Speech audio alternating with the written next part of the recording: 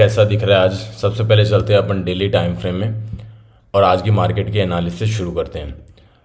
दोस्तों daily time frame के हिसाब से मार्केट एज ऑफ नाउ एक इम्पॉर्टेंट सपोर्ट पे इसने क्लोजिंग दिया है। यहाँ से मार्केट ऊपर गया और यहाँ पे नीचे आया एक बार ऊपर जाके, लेकिन सस्टेन नहीं कर रहा, वापस ही नीचे की साइड में आ रहा है।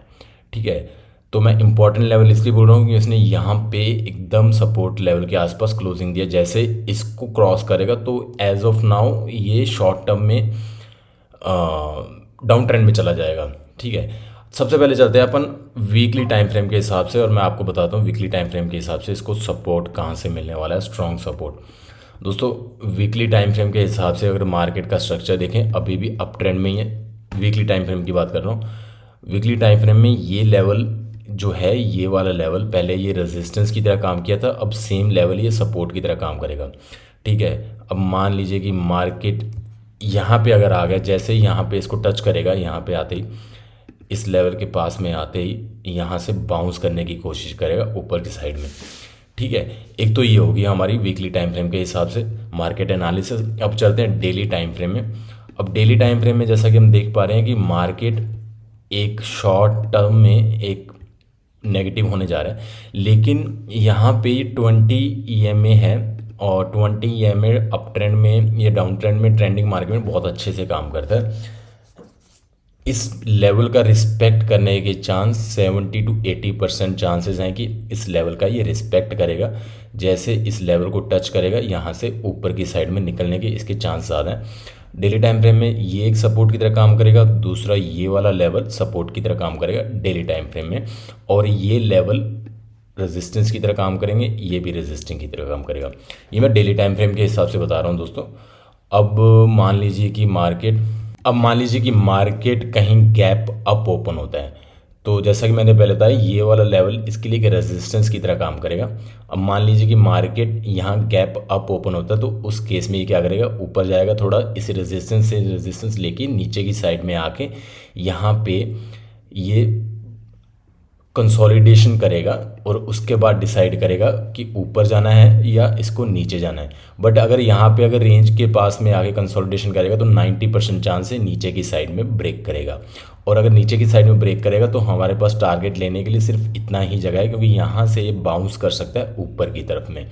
ठीक है, और अगर मान लीजिए कि मार्केट यहाँ पे गैप फ्लैट ओपन होता है, तो उस केस में यहाँ पे सबसे पहले तो ये थोड़ा टाइम पास करके उसके बाद नीचे की साइड में ब्रेक करेगा। ब्रेक करने के बाद यहाँ से डिसाइड करेगा कि इसको क्या करना है, ऊपर की साइड में जाना है। मोस्ट प्रोबेबली यहाँ से ऊपर निकलने की कोशिश करेगा। अगर इस लेवल को भी इसने ब्रेक कर दिया तो इस लेवल से फिर ऊपर निकलने की कोशिश करेगा। और अगर मान लीजिए कि ये गैप डाउन ओपन होता है इसके रेंज के आसपास, तो यहाँ से ये बाउंस लेके थोड़ा टाइम स्पेंड करके बाउंस लेके ऊपर की साइड में जाएगा, और ये लेवल जो पहले सपोर्ट की तरह काम किया था, ये लेवल इसके लिए एक बार रेजिस्टेंस की तरह काम करेगा। यहाँ पे थोड़ा टाइम पास करके उसके बाद में डिसाइड करेगा कि इसको ऊपर निकलना है या नीचे निकलना है। यहाँ पे थोड़ा टाइम स्पेंड करेगा। ठीक है, और अगर गैप डाउन ओपन होके यहाँ से डायरेक्ट नीचे की तरफ आ जाता है तो यहाँ से सपोर्ट लेके फिर ये ऊपर जाने की कोशिश करेगा।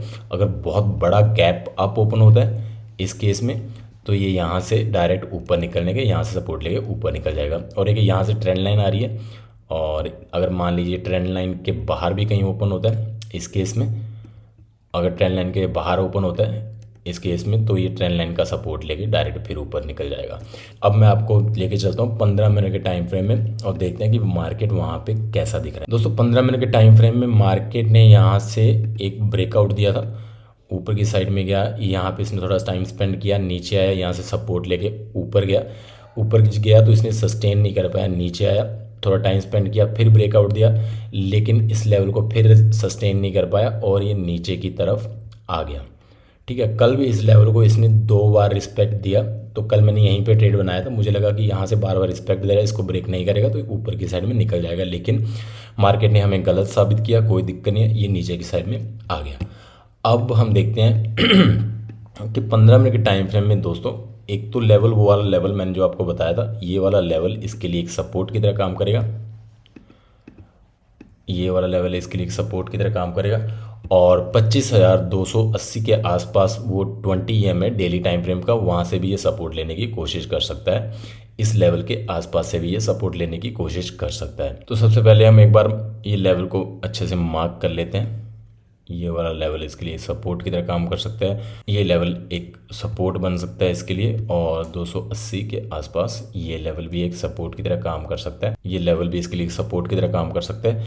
और मार्केट में ये लेवल जो भी है, पिछला प्रीवियस स्विंग इसके लिए एक रेजिस्टेंस का काम करेगा, और ये वाला स्विंग सारे ये भी एक रेजिस्टेंस की तरह काम करेगा। अब मान लीजिए कि मार्केट गैप अप ओपन होता है, गैप अप ओपन होता है, अगर मान लीजिए मार्केट स्विंग के हाई के ऊपर गैप अप ओपन होता है, ठीक है, ये पॉसिबिलिटी है।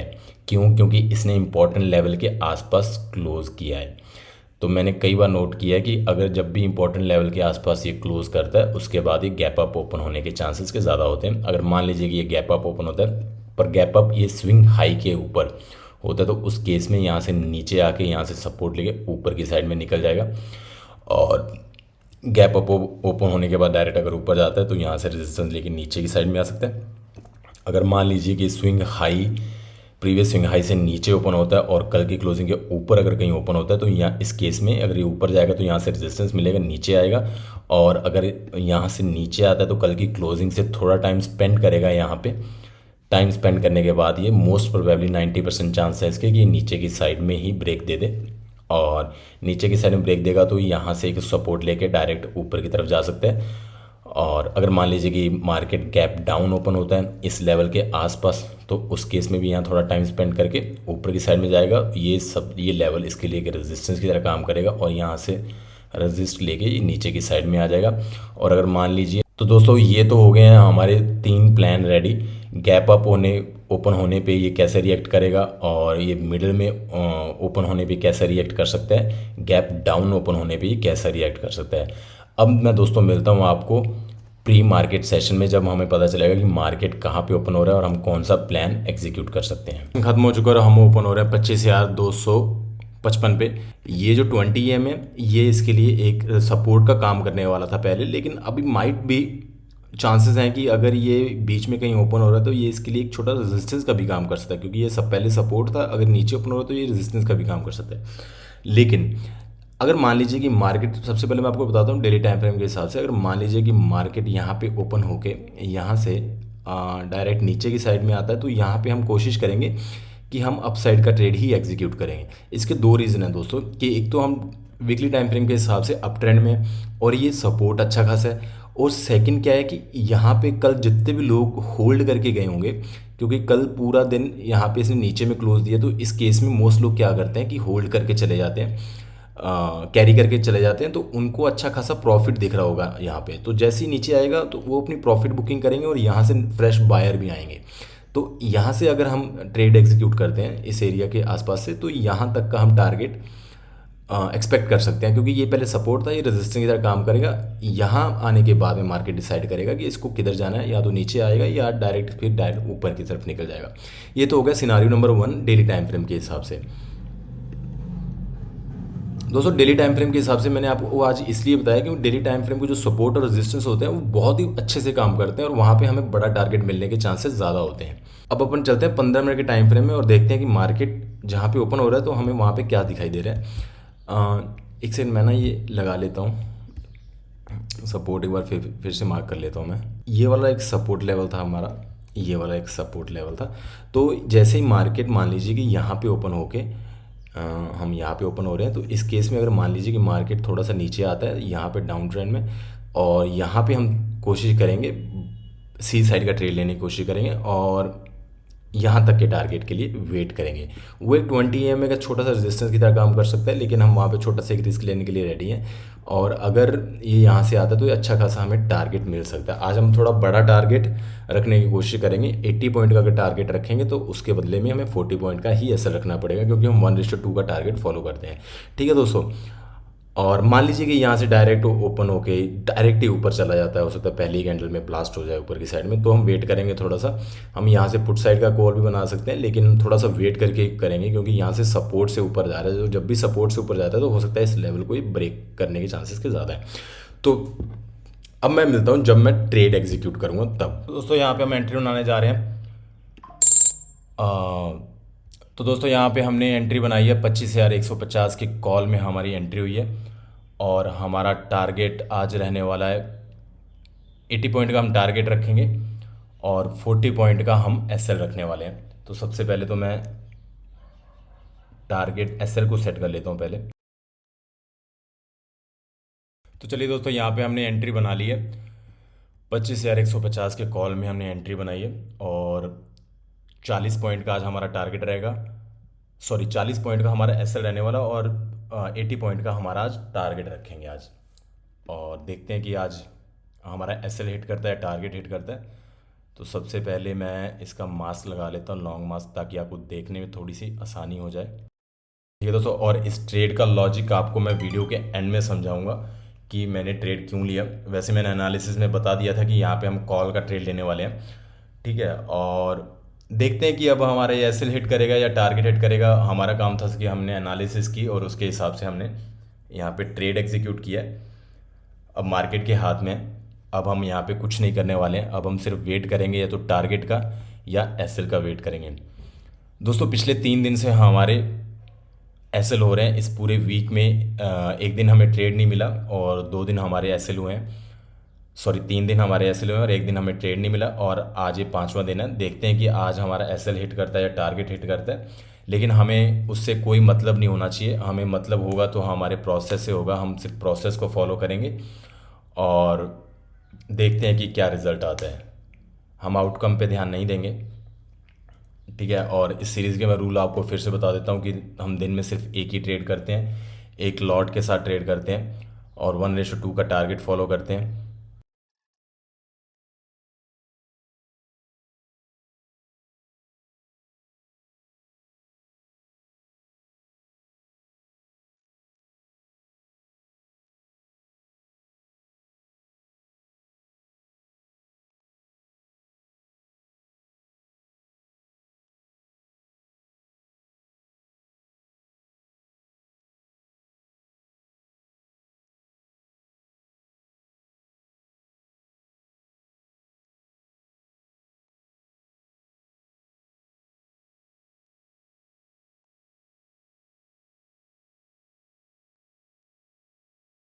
तो चलिए दोस्तों, यहाँ पे हमारा एसएल कटने के लिए एकदम रेडी हो रखा है। अब तो हमारे एसएल को भगवान भी नहीं बचा सकते हैं, ऐसा मुझे लगता है।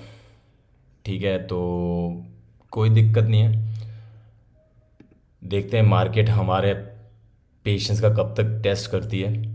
हम इस पूरे वीक में हम लॉस में हैं। इसका भी पीएनएल मैं आपको कल वीडियो बना के शेयर कर दूंगा। और it is what it is, क्या कर सकते हैं अभी। लेकिन हम हमारे प्रोसेस में रहेंगे।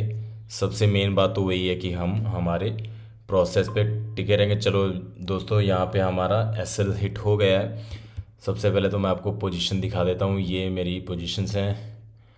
222 पे हमारी एंट्री हुई थी, 182 पे हमारा एसएल सेट था जो कि चला गया अभी।